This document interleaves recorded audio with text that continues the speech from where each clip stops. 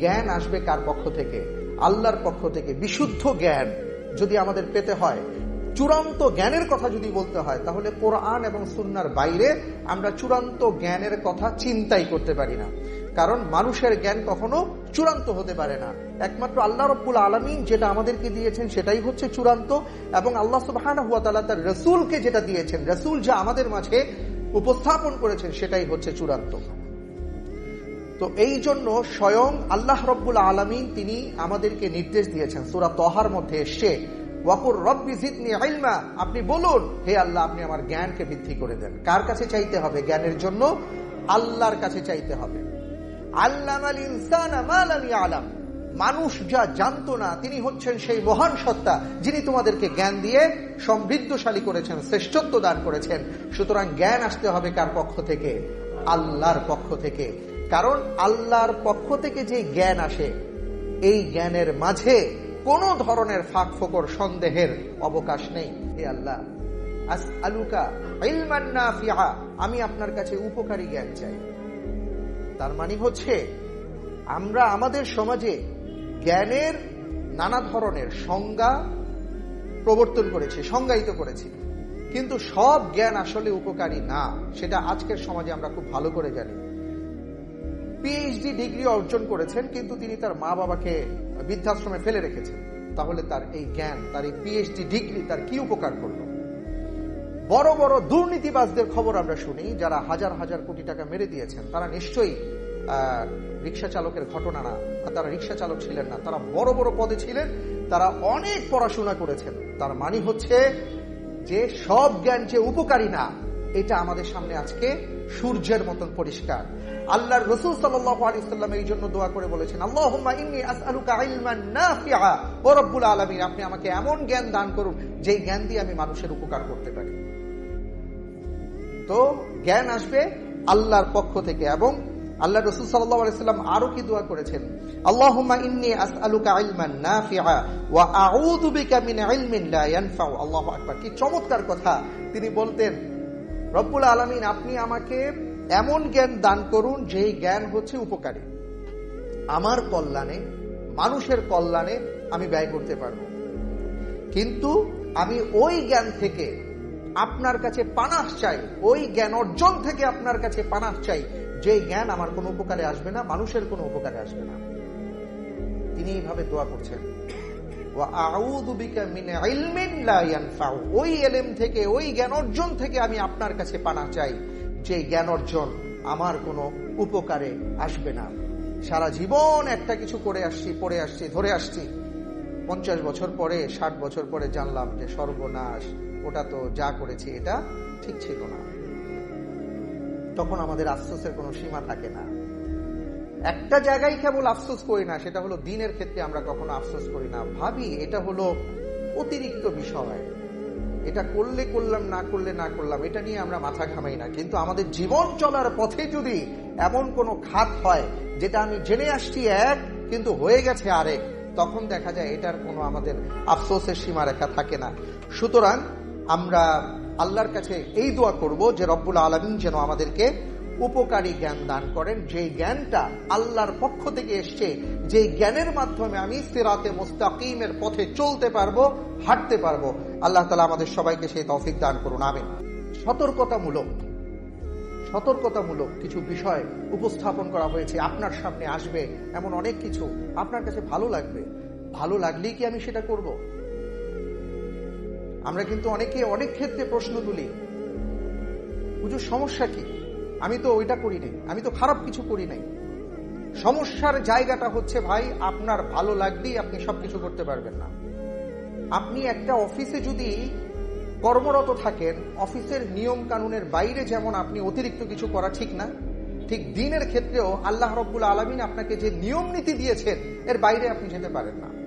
আপনি যদি এখন বলেন যে সকালবেলা ঘুম থেকে উঠেছি, একটা সুন্দর স্বপ্ন দেখে উঠলাম, মসজিদে আসলাম, এত ভালো লাগলো, আমার মনটা খুবই ভালো ছিল, আজকে আর 2 রাকাত ফরজ সালাত দিয়ে আমার পোষাচ্ছে না, আজকে আমি 4 রাকাত করবো, 2 রাকাত বেশি করলে সমস্যা কি? সমস্যা আছে নাকি? সমস্যা আছে? কি সমস্যা? আপনার নামাজই হবে না, আবার ফরজ নামাজ পড়তে হবে। কিন্তু আপনি তো ভালো মনে করে ভালো কাজ করেছেন। আপনি যদি মনে করেন যে আমার ডাক্তার সাহেব বলেছেন যে 3 বেলা 3টা প্যারাসিটামল খেতে, অর্ধেক অর্ধেক করে খেতে, এখন আমার যে জ্বর আসছে 3 বেলা না খেয়ে এত কষ্ট করার দরকার কি, 3টা একসাথে খেয়ে ফেলি। এতদিন বাসায় ছিলেন, এবার আপনার জন্য হসপিটালের আইসিইউ দেখতে হবে। অর্থাৎ যেটা যেখানে যা আছে তাই করতে হবে। হ্যাঁ, এখানে কিন্তু অনেকে অনেক রূপ নিয়ে আসবে। আল্লাহ রাব্বুল আলামিন বলছেন সূরাতুল ফাতিরের 8 নম্বর আয়াত, আফামান যুয়িনা লাহু সুউ আমালিহি ফারাআহু হাসানা ফাইন্নাল্লাহা ইউদিল্লু মান ইয়াশাউ ওয়া ইয়াহদি মান ইয়াশা ফালা তাযহাব নাফসুকা আলাইহিম হাসারাত ইন্নাল্লাহা আলীমুম বিমা ইয়াসনাউন। সূরা ফাতিরের 8 নম্বর আয়াতে আল্লাহ রাব্বুল আলামিন কি বলছেন? আফামান যুয়িনা লাহু, কাউকে যদি তার মন্দ কর্ম সুন্দর করে উপস্থাপন করা হয়,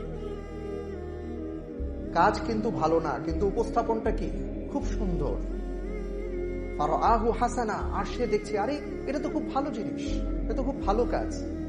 ফাইন্নাল্লাহা ইউদিল্লু, আল্লাহ রাব্বুল আলামিন বললেন যে আল্লাহ সুবহানাহু ওয়া তাআলা কিন্তু ফাইন্নাল্লাহা ইউদিল্লু মান ইয়াশা, যাকে খুশি তাকে পথভ্রষ্ট করে দিতে পারেন। এই আয়াত যেটা আমাদেরকে বলছে সেটা হলো, অনেক সময় আপনার সামনে এমন কিছু আসবে, দিনের বাইরে তো আছে, দিনের বাইরে আছে, দিনের ভেতরেও এমন কোনো বিষয় আসবে যেটা আপনার কাছে খুব সুন্দরভাবে উপস্থাপিত হবে। আপনি ওটা গ্রহণ করবেন না বর্জন করবেন, সেটা ভেবে চিন্তে করার জন্য সবচাইতে বড় বিষয় হচ্ছে যে আপনার দেখতে হবে কোরআনে আছে না রাসূল সাল্লাল্লাহু আলাইহি ওয়াসাল্লাম করেছেন। যদি কোরআন এবং সুন্নায় থাকে আপনি অবশ্যই সেটাকে স্যালুট করবেন, 1000 বার করবেন, কোনো সমস্যা নাই। কিন্তু যদি কোরআন এবং সুন্নাতে না থেকে থাকে এবং খুব সুন্দরভাবে সেটা আপনার সামনে ইবাদত হিসাবে উপস্থাপন করা হয়, কশ্চিনকালেও আপনি সেটা গ্রহণ করতে পারেন না। কারণ সেটা গ্রহণ করলে আপনার লাভের চাইতে ক্ষতির সম্ভাবনাই বেশি, ক্ষতিই হবে। এই ব্যাপারে আমাদেরকে সজাগ থাকতে হবে। এখন আপনি হয়তো বলতে পারেন, আমি ভাই এটা তো আপনারা পড়াশোনা করেন, আপনারা জানেন, আমরা কিভাবে জানবো, আমরা কিভাবে কোরআন হাদিস বুঝবো, এটা তো আপনাদের বিষয়। পবিত্র কোরআনের কোন জায়গায় যদি আপনি দেখাতে পারেন যে কোরআন আর হাদিস শুধুমাত্র আলেমদের উপরই আল্লাহ নাজিল করেছেন, শুধুমাত্র আলেমদেরকে বুঝাবার জন্যই আল্লাহ তাআলা বলেছেন, তাহলে আমরা আপনার কথা মানব। এখানে অন্য ধর্মের সাথে ইসলাম ধর্মের পার্থক্য। অন্য ধর্মের ক্ষেত্রে ওই গ্রন্থ কেউ ধরতে পারে না। অন্য ধর্মের ক্ষেত্রে দেখা যায় যে সবাই সবকিছু বলতে পারে না, ধর্মীয় বিষয়ে সবাই আলোচনা করতে পারে না। এই আলোচনা করার জন্য তাদের নির্দিষ্ট লোক আছে, এর বাইরে কেউ যেতে পারে না। কিন্তু আল্লাহ রাব্বুল আলামিন পবিত্র কোরআনে কারীম নাযিল করেছেন হুদাল লিন-নাস বলে, প্রত্যেকটা মানুষের জন্য হেদায়েতের বার্তা নিয়ে আসছে কোরআন। হ্যাঁ, আপনি বুঝবেন যেই জিনিসটা আপনার কাছে ক্লিয়ার হচ্ছে না, আপনি বুঝতে পারছেন না, আপনি অবশ্যই সেটা আলেমের শরণাপন্ন হবেন। কিন্তু সব বিষয়ের জন্য যদি আপনি কোরআনটাকে আপনার সেলফে রেখে দেন, হাদিসটাকে আপনি সেলফে রেখে দেন, আর যদি বলেন যে না ওটা আমার বিষয় না, তাহলে আপনি ভুল করবেন। কারণ আল্লাহ রাব্বুল আলামিন যেই কথা বলেছেন তার বিরোধিতা আপনি করছেন ভাই। আপনি দেখেন আল্লাহ সুবহানাহু ওয়া তাআলা সূরাতুল কমারের মধ্যে 4 বার বলেছেন ওয়ালাকাদ ইয়াসসারনাল কুরআনা লিযিকরি ফাহাল মিন মুদ্দাকির। কার কথা ভাই? কার কথা? আল্লাহর কথা। রব্বুল আলামিন বলেছেন আমি কোরআনকে সহজভাবে নাজিল করেছি, সহজভাবে নাজিল করেছি। কেউ কি আছে যে কোরআন বুঝবে? এখানে কি আসছে যে কোনো আলেম কি আছে কোরআন বুঝবে?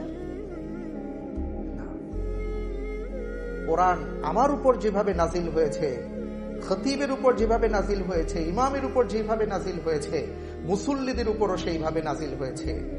আপনি যদি মনে করেন, একটা কথা আমাদের সমাজে আছে, ইমাম সাহেব নামাজে ভুল করেছেন, মুক্তাদি ভুল ধরতে পারেন নাই। তো যখন বললেন যে ভাই ভুলটা ধরতে পারলেন না কেন, উনি বললেন ভাই ইক্তাদাই তু বিহাদাল ইমাম, বলছি যা সব ইমামের উপর ঢাইলা দিয়ে ব্যাস আমি আমার দোকানের হিসাব করতেছিলাম। এখন আমরা কিন্তু এই কাজটা এখানেও করি, যেগুলো আমরা বুঝবো না হুজুর এগুলো সব আপনাদের কাজ, আমরা আমাদের দুনিয়ার ব্যবসা বাণিজ্য চাকরি বাকরি এগুলো নিয়ে ব্যস্ত আছি। না, আপনার জান্নাতে আমি থাকবো না, আপনার জান্নাতে ভাই আপনি থাকবেন। আপনার প্রশ্নের জবাব আমি দেব না। আপনি যখন কবরে যাবেন, আপনাকে যখন জিজ্ঞেস করা হবে মান রব্বুকা ওয়া মান দীনুকা ওয়া মান হাদার রাজুল আল্লাযী বুইসা ইলাইহি, সেই দিন আমি জবাব দেব না ভাই। আপনাকে জবাব দিতে হবে। কিয়ামতের ময়দানে আল্লাহ রাব্বুল আলামিন 5টা প্রশ্ন করবেন, যে প্রশ্নের জবাব প্রত্যেকটা বান্দাকে দিতে হবে। সেই প্রশ্নের জবাব না দিয়ে কোনো বান্দা এক চুল পরিমাণ সামনে অগ্রসর হতে পারবেন না। সেই দিন আপনার প্রশ্নের জবাব অন্য কেউ দিবে না, আপনাকে দিতে হবে। পরীক্ষা প্রত্যেকেরই পরীক্ষা হবে, যার যার পরীক্ষার প্রশ্ন যেমন দেওয়া হয়েছে, উত্তর দেওয়া হয়েছে। সুতরাং ইক্তাদাইতু বিহাদাল ইমাম বললে হবে না, আমাদের সবাইকে জানতে হবে, সবাইকে পড়তে হবে, জ্ঞান অর্জন করতে হবে। আল্লাহ তাআলা আমাদেরকে তৌফিক দান করুন, আল্লাহুম্মা আমিন। এই জন্য অনেক সময় অনেক বিষয় আমাদের সামনে আসবে, সেটা আমরা যাচাই বাছাই করে নিব। আল্লাহ তাআলা সেই তৌফিক দান করুন, আল্লাহুম্মা আমিন। আল্লাহ রাব্বুল আলামিন পবিত্র কোরআনে কারীমে বলছেন, ইয়াউমা তুকাল্লাবু উজুহুহুম ফিন্নার, একদল লোক থাকবে যেদিন তাদেরকে উল্টো করে জাহান্নামে নিক্ষেপ করা হবে। আল্লাহ সবাইকে হেফাজত করুন, আমিন। সেই দিন কারা এটা? ইয়াকুলুনা ইয়া লাইতানা আতা'না আল্লাহ ওয়া আতা'না আর-রাসূল। সেই দিন তারা আফসোস করে বলবেন, আহ, যদি আমরা আল্লাহ এবং তার রাসূলের আনুগত্য করতাম। একদল মানুষকে জাহান্নামে নিক্ষেপ করা হবে উল্টো করে, আর সেই দিন তারা আফসোস করে বলবে, আহারে, যদি দুনিয়ার জীবনে কোরআন এবং রাসূলের অনুসরণ করতাম কতই না ভালো হতো, আজকে আমাদের এই পরিণতি ভোগ করতে হতো না। তারা বলবে, ওয়াকালু রাব্বানা ইন্না আতা'না সাদাতানা ওয়া কুবারা'না ফাআদাল্লুনা আস-সাবিলা। হায় আল্লাহ, কোরআন এবং সুন্নাহর বাইরে গিয়ে আমি অমুকের কথা শুনেছি, তমুকের কথা শুনেছি, ওই বড় হুজুর এই কথা বলেছেন, ওই বড় আলেম হিসেবে জানতাম উনি ওই কথা বলেছেন, ওই পীর সাহেব এই কথা বলেছেন, এখন দেখলাম যে ওনাদের কথার সাথে কোরআন সুন্নাহর মিল নাই।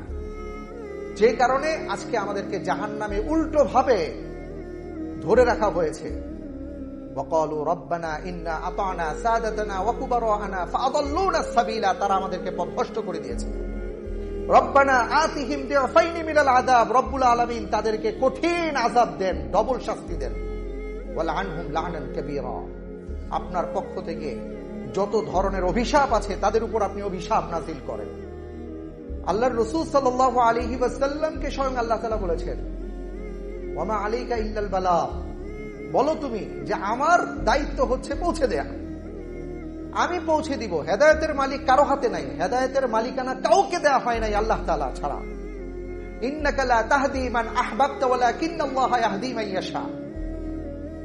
একমাত্র আল্লাহ রাব্বুল আলামিন যাকে চাইবেন তিনি হেদায়েত প্রাপ্ত হবেন, অন্য কেউ হেদায়েত পাবে না। কিন্তু আলেমদের দায়িত্ব, যাদেরকে আল্লাহ জ্ঞান দান করেছেন, তাদের দায়িত্ব হচ্ছে সত্যটাকে পৌঁছে দেয়া।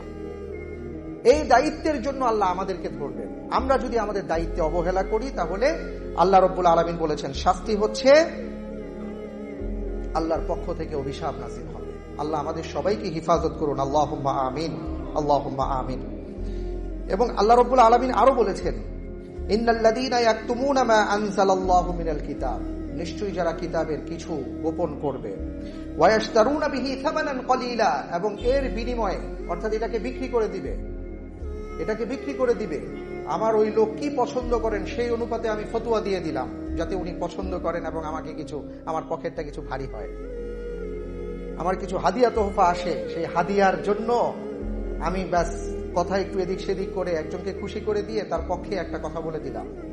আমার প্রেস্টিজ থাকবে না, প্রেস্টিজটাকে বাঁচাবার জন্য আমি একটা কথা বলে দিলাম। অমুক মুরব্বী এই কথা বলেছেন, ওনাকে বড় করতে গিয়ে আল্লাহর কথাটাকে আমি গোপন করলাম। আল্লাহ মাফ করুন যদি এই কাজগুলো আমরা কেউ করি। আল্লাহ রাব্বুল আলামিন বলেছেন, উলাইকা মা ইয়াকুলুনা ফি বুতুনিহিম ইল্লান নার, এই যে এর মাধ্যমে কিছু উপার্জিত সম্পদ তুমি পেয়েছো এবং যেটা তোমার পেটে যাচ্ছে, তোমার উদর পূর্তি হচ্ছে, তুমি এটা খাবার খাচ্ছ না, তোমার পেটের মধ্যে তুমি আগুন নিক্ষেপ করছো, আগুন তুমি গিলে গিলে খাচ্ছ। কারণ কিয়ামতের ময়দানে এগুলো আগুনের মধ্যে জ্বলবে। আল্লাহ রাব্বুল আলামিন আমাদের সবাইকে হেফাজত করুন। আপনি ভাবতে পারেন আল্লাহর রাসূল সাল্লাল্লাহু আলাইহি ওয়াসাল্লাম কিভাবে কিতাবটাকে সামনে প্রকাশ করেছেন। সূরা আবাসার দিকে তাকান, আবাসা ওয়া তাওয়াল্লা আন জাআহুল আ'মা, ঘটনা কি হয়েছে? রাসূল সাল্লাল্লাহু আলাইহি ওয়াসাল্লাম মুশরিকদেরকে দ্বীন বুঝাচ্ছিলেন, দ্বীন সম্পর্কে কিছু আলোচনা করবেন, একটা গুরুত্বপূর্ণ বিষয় বসছেন। ওই মুহূর্তে আব্দুল্লাহ ইবনে উম্মে মাকতুম রাদিয়াল্লাহু তাআলা আনহু আসছেন, অন্ধ সাহাবা। ইয়া রাসূলুল্লাহ, আমি আপনার সাথে কথা বলতে চাই। আল্লাহ রাসূল সাল্লাল্লাহু আলাইহি ওয়াসাল্লাম ভাবলেন যে এখন গুরুত্বপূর্ণ কিছু কথা আমি বলছি মানুষের সামনে, গুরুত্বপূর্ণ নেতা তারা, এই মুহূর্তে সে আসলো। আল্লাহ রাসূল সাল্লাল্লাহু আলাইহি ওয়াসাল্লাম একটু ভ্রু কুঞ্চিত করেছেন, আর কিছু না, একটু বিরক্তির ভাব একটু প্রকাশ করেছেন যে ঠিক আছে আমি পরে বলি।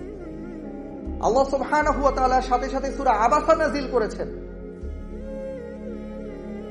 যে তোমার কাছে একজন অন্ধ ব্যক্তি আসছে, এই যে তোমার সামনে যারা বসে আছে তার চাইতে ওই অন্ধ ব্যক্তির মূল্য আল্লাহর কাছে অনেক বেশি। সুবহানাল্লাহ। আচ্ছা দেখেন, আমি যেটা বলতে চাই, এটা রাসূল সাল্লাল্লাহু আলাইহি ওয়াসাল্লামের পক্ষে গিয়েছে নাকি তার জন্য একটু বিব্রতকর হতে পারে ব্যাপারটা? হ্যাঁ, একটু বিব্রতকর না আমাদের চোখে যে এটা আল্লাহ সুবহানাহু ওয়া তাআলা তাকে বলেছেন, কিন্তু রাসূল সাল্লাল্লাহু আলাইহি ওয়াসাল্লাম এই আয়াত পরিবেশন করার ক্ষেত্রে একটা লফজকে অনুচ্চারিত রেখেছেন, সাথে সাথে আল্লাহ যা নাজিল করেছেন তিনি তাই বলে দিয়েছেন। এতে কি তার সম্মান বেড়েছে না কমেছে? আজকে আমরা যারা মনে করি যে সত্য প্রকাশ করলে আমার সম্মান কমে যাবে, ভুল স্বীকার করলে আমার সম্মান কমে যাবে, ভাই কোশ্চেন কালেও না, সম্মানের মালিক তো আল্লাহ রব্বুল আলামিন। ভুল আমি মানুষ হিসাবে করতেই পারি, ভুল করেছি ব্যাস আমি স্বীকার করবো যে ভাই আমার ভুল হয়ে গেছে, আমার ইজ্জত আমার সম্মান আল্লাহ তাআলা বাড়িয়ে দিবেন। রাসূল সাল্লাল্লাহু আলাইহি ওয়াসাল্লাম সেটা দেখিয়ে দিয়েছেন যে কিভাবে আল্লাহর বাণী, আল্লাহর বিধান, আল্লাহর ওহীটাকে প্রকাশ করতে হয়। মনে হচ্ছে যে এই মানুষগুলো মুসলমান না হলে, ঈমান না আনলে আপনি আত্মহত্যা করবেন, কথাটা কেমন? কিন্তু আল্লাহ রাসূল সাল্লাল্লাহু আলাইহি ওয়াসাল্লাম সাথে সাথে সেটা বলে দিয়েছেন, আল্লাহ তাআলা আয়াত নাযিল করেছেন। কোন ক্ষেত্রে আয়াতের কোন অংশ অনুচ্চারিত নেই, এটাই আমাদের জন্য শিক্ষা। কোন ইলম আমরা গোপন করব না, যেটা সত্য আমরা প্রকাশ করে দিব। আমল করা না করা সেটা আমাদের বিষয় না, সেটা যাদেরকে বলবো তাদের বিষয়। আমরা যদি আহারে বুঝতাম যে আমি যে জান্নাতে যে জমিন আল্লাহ আমাকে দিয়েছেন সেই জমিনটা পাওয়ার জন্য আমার দলিল লাগবে, তাহলে আমি কি কষ্ট করতাম, কি কষ্ট করার কথা আমার ছিল, কিন্তু আমি কি করছি? আল্লাহু আকবার। তো এই জন্য আমাকে কেউ বললেন, তাকওয়া মসজিদের খতিব সাহেব বলেছেন, ব্যাস ওটার উপরই আমি বিশ্বাস স্থাপন করে তাই করে ফেলবো, অন্ধবিশ্বাস চলবে না। এরপরে যেটা বলবো সেটা হলো, আরেকভাবে আমরা পথ থেকে হারিয়ে যাই। সেই হারানো পথে যারা আমাদেরকে হারিয়ে নিয়ে যায়, এরা হচ্ছে এমন কিছু বন্ধু বান্ধব আমাদের কপালে জুটে, এমন কিছু আশেপাশের লোকজন আমাদের সাথে জুটে যায় যে যারা নিজেরাও পথভ্রষ্ট, আমাদেরকেও পথভ্রষ্ট করে দেয়। এদের ব্যাপারে আমাদেরকে সজাগ থাকতে হবে। বন্ধু নির্বাচন, সাথী নির্বাচন, কর্মী নির্বাচন, সব ক্ষেত্রে আমাদেরকে বিবেচনায় নিয়ে তারপরে কাজ করতে হবে। আল্লাহর কথা, আমার কথা না। আজকে আমরা আমাদের বন্ধু নির্বাচনে ভুল করি বিধায় আমাদের প্রতিনিয়ত পত্র পত্রিকায় ধর্ষণের ঘটনা ঘটছে, খুনের ঘটনা ঘটছে। আজকে আমাদের ছেলেদেরকে মেয়েদেরকে ছেড়ে দিয়েছি, তারা কাকে বন্ধু হিসেবে নির্বাচন করছে এই ব্যাপারে আমাদের কোনো ধরনের নিয়ন্ত্রণ নেই, আমরা চেষ্টাও করি না, কারণ আমিও তো সেই ভুল করে এসেছি। আজকে আমরা বিশেষ করে আমাদের তরুণ এবং তরুণীদের ক্ষেত্রে বলি যে তারা তাদের বন্ধু নির্বাচনের ক্ষেত্রে যাদেরকে বন্ধু নির্বাচন করেন একেবারে একই রকম, যেহেতু তাদের বয়স, তো তাদের অভিজ্ঞতা বলেন, তাদের বয়স বলেন, তাদের জ্ঞান বলেন, নিশ্চয়ই একটা সীমা রেখার মধ্যেই আবদ্ধ। যে কারণে দেখা যায় যে সে তার বাবা মায়ের চাইতেও তাকে বেশি আপন মনে করে, তার কাছ থেকে বুদ্ধি নেয় আর সে তাকে ওই বুদ্ধিই দেয়, ফলে দুনিয়াও বরবাদ হয়ে যায়, আখিরাতও বরবাদ হয়ে যায়। ঠিক এমনি করে দ্বীনের ক্ষেত্রেও বন্ধু নির্বাচনে আমাদের সাবধানতা অবলম্বন করতে হবে। আল্লাহ রাব্বুল আলামিন বলছেন, وَيَوْمَ يَعَضُّ الظَّالِمُ عَلَى يَدَيْهِ يَقُولُ يَا لَيْتَنِي اتَّخَذْتُ مَعَ الرَّسُولِ سَبِيلًا يَا وَيْلَتَى لَيْتَنِي لَمْ أَتَّخِذْ فُلَانًا خَلِيلًا। কিয়ামতের ময়দানে এই আয়াতে কারিমা একটা শানে নুজুল আছে, যেখানে রাসূল সাল্লাল্লাহু আলাইহি ওয়াসাল্লাম একজনকে দ্বীনের পথে দাওয়াত দিয়েছিলেন এবং সে সেই দাওয়াতটা গ্রহণ করে পরে আবার প্রত্যাখ্যান করেছিল, রাসূল সাল্লাল্লাহু আলাইহি ওয়াসাল্লামকে অপমান করেছিল, এবং পরবর্তীতে যেই বন্ধুর কথায় এই দাওয়াতকে সে প্রত্যাখ্যান করেছিল, এই দুইজনই পরবর্তী যুদ্ধে তারা মৃত্যুবরণ করে এবং আল্লাহ রাব্বুল আলামিন আয়াতে কারিমা নাজিল করেছেন যে তারা কিয়ামতের ময়দানে আফসোস করবে। কিন্তু এই আয়াত কিয়ামত পর্যন্ত বলবৎ থাকবে এবং আমাদের প্রত্যেকের জন্য সতর্ক বার্তা নিয়ে এসছে। সেটা হলো ওয়ায়াউমা ইয়া'আদ্দু যালিমু আলা ইয়াদাইহি, কিয়ামতের ময়দানে যারা নিজেদের উপর জুলুম করেছিল তারা তাদের আঙ্গুল কামড়াবে, আফসোস করবে। এই আফসোসটা আমরা কখন করি জানেন? যখন আমাদের সবকিছু শেষ হয়ে যায়, ভয়ঙ্কর ভাবে আমরা বিপর্যস্ত হয়ে পড়ি, আমাদের আর কোনো আশার আলো দেখি না, তখন আমরা আমাদের চুল ছিঁড়তে থাকি, আমাদের হাত কামড়াতে থাকি। আর কি এটা হলো আফসোসের সর্বোচ্চ সীমারেখা। তো কিয়ামতের ময়দানে আল্লাহর এমন অনেক বান্দারা থাকবেন নিজেদের উপর জুলুম করে এইভাবে নিজেরা আফসোস প্রকাশ করবেন। আর তারা বলবেন কি, ইয়া লাইতানি লাম আত্তাখিয ফুলানান খলিলা।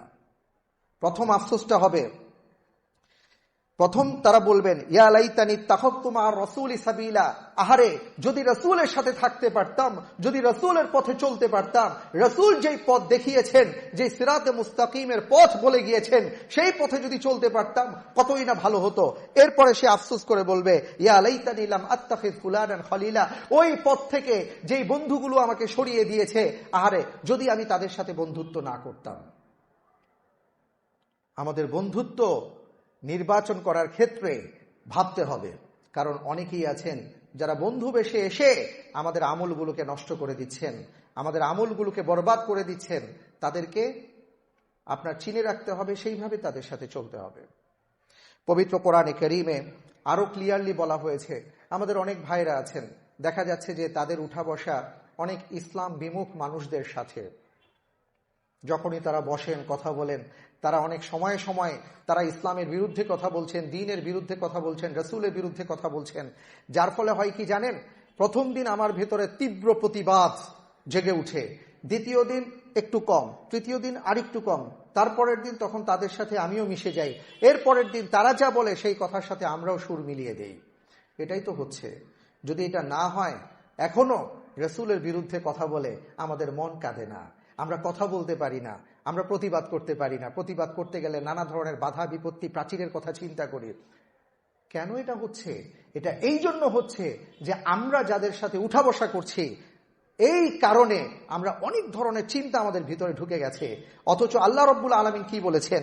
আল্লাহ রাব্বুল আলামিন বলেছেন, وَإِذَا رَأَيْتَ الَّذِينَ يَخُوضُونَ فِي آيَاتِنَا فَأَعْرِضْ عَنْهُمْ حَتَّى يَخُوضُوا فِي حَدِيثٍ غَيْرِهِ, যখন দেখবেন যে কিছু মানুষের সাথে আপনি বসেছেন আর তারা আমার আয়াত নিয়ে দোষ ত্রুটি খুঁজে বেড়ায়, তখন আপনি তাদের বৈঠককে বর্জন করুন, তাদের সাথে বসবেন না। একদম সোজা সাপটা কথা আল্লাহ রাব্বুল আলামিন সূরাতুল আনআমের মধ্যে বলে দিয়েছেন 68 নম্বর আয়াতে, وَإِذَا رَأَيْتَ الَّذِينَ يَخُوضُونَ فِي آيَاتِنَا فَأَعْرِضْ عَنْهُمْ حَتَّى يَخُوضُوا فِي حَدِيثٍ غَيْرِهِ। আজকে আমরা তো অনেক সময় এই কথা দ্বারা অনেকে আমরা ভাবতে পারি যে হয়তো আমাকে অনেকে অনেক কথা বলবে বা আমার অনেক বন্ধু বান্ধব আছে। এটা তো আছেই। আপনার ঘরের মধ্যে যে একটা টেলিভিশন আছে, আপনি যে ঘরের মধ্যে যে টকশোগুলো শুনেন, আপনি ঘরের মধ্যে যখন নিউজ দেখেন, আপনি ঘরের মধ্যে যখন অনেক কিছু শুনেন, নাটক দেখেন, সিনেমা দেখেন, বিশেষ করে আমি আমার মা বোনদেরকে বলছি, আপনি দেখুন সেখানে তারা কি করছে, কি বলছে, তারা ইসলামের বিরুদ্ধে কাজ করছে কিনা, আল্লাহর রসুলের বিরুদ্ধে কথা বলছে কিনা, দ্বীনের বিরুদ্ধে তারা যাচ্ছে কিনা। আর এই যে ধীরে ধীরে ধীরে ধীরে আমাদের বাড়ি ঘরের মধ্যে মূর্তিগুলো ঢুকেছে, মূর্তি পূজাগুলো ঢুকেছে, আজকে আমাদের মন কাঁদে না, আমাদের কষ্ট লাগে না। এটা কেন হয়েছে? ওই যে তারা যা করছে তার সাথে আমরাও আজকে সামিল হয়ে গেছি। আমরা যদি সাথে সাথে সেটা বর্জন করতে পারতাম, আমরা যদি প্রতিবাদী হতে পারতাম, আমরা যদি বলতে পারতাম যে না এটা চলতে পারে না, এটা হতে পারে না, এটা করব না, তাহলে এমন হতো না। আমরা কিন্তু এগুলো মেনে নিয়েছি। আর এই মেনে নেয়ার ফলে যেটা হয়েছে যে কিয়ামতের ময়দানে আমরা আফসোস করে বলবো যে আহারে, ওই সিরিজটা যদি না দেখতাম, ওই নাটকটা যদি না দেখতাম, তাকে যদি সে তো আমাকে চিনেও না, কিন্তু আমি কিন্তু তার ফলোয়ার হয়ে বসে আছি। এমন অনেকেই আছেন পৃথিবীর যাদেরকে কথিত সেলিব্রিটি বলা হয়, এদের লক্ষ লক্ষ কোটি কোটি ফলোয়ার, তাদের জন্য জীবন দিয়ে দেয়। মারা গেছে কে কোথায়, কিন্তু এই আর কি এই আফসোসে, এই কষ্টে আরেকজন আত্মহত্যা করে। হয়েছে না আমাদের দেশে? অথচ সে তো তাকে চিনেও না, জানেও না। তো এমন অনেক ফলোয়ার আছে, পাগল ফলোয়ার, যারা এইভাবে তাকে ফলো করে, তার সবকিছু তার ভাল লাগে। তো সে যখন দিনের বাইরে কথা বলে সেটাও তার ভাল লাগে, দিন বিমুখের বিষয়গুলো প্রচার করে সেটাও তার ভাল লাগে, সেটাও সে গ্রহণ করে। এইভাবে আস্তে আস্তে আস্তে আস্তে সে সিরাতে মুস্তাকিম থেকে বিচ্যুত হয়ে যায়। আমাদেরকে সতর্ক হতে হবে। আল্লাহ রাব্বুল আলামিন আমাদেরকে বুঝার তৌফিক দান করুন। আমরা সবাই বলি আমিন।